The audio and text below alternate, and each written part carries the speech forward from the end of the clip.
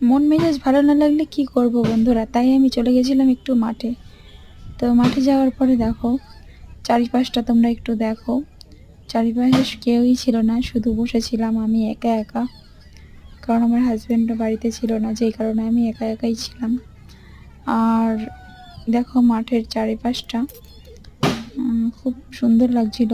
বাড়িতে খুব গরম লাগছিল, যেই কারণে আমি মাঠে গিয়ে বসেছিলাম আর কি।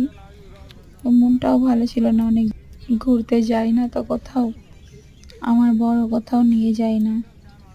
আমি সবসময় আশায় থাকি কোন দিন আমাকে একটু ঘুরতে নিয়ে যাবে, কিন্তু আমাকে আর নিয়ে যায় না কোথাও। তাই আমি একা একাই মাঠে চলে এসেছি, মাঠে এসে বসে আছি।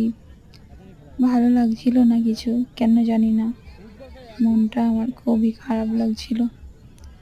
সেই জন্য মাঠে গিয়ে একা একা বসেছিলাম, তবুও মন ভালো হয়নি আমার। তো সবসময় তো ঘরের মধ্যেই থাকি আমি, তো এই জন্য মাঠে এসে ভাবছিলাম কি করব। তো কটা রিলস করেছি। একটা ফোন থেকে ভিডিও করছিলাম আর একটা ফোনে একটু রিলস এডিট করছিলাম।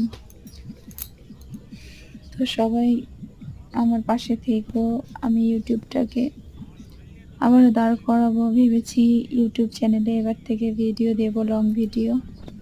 তোমরা একটু সাথে থেকো, এটুকুই বলবো। আর সবাই একটু সাবস্ক্রাইব করে দিও। আর আমাদের মাঠটা তোমাদের কেমন লাগলো একটু কমেন্টে জানাবে। এই মাঠের মধ্যে যেখানে আমি বসে আছি, সেখানে শুধুই খেলা করে সবাই, ফুটবল খেলে।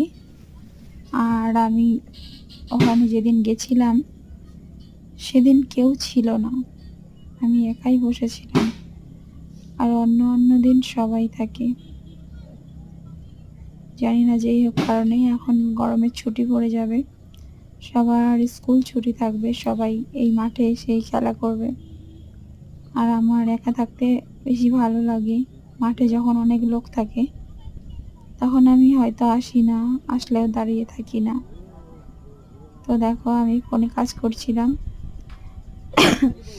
আর এই ক্যামেরাটা বন্দি করেছি ভিডিওটা।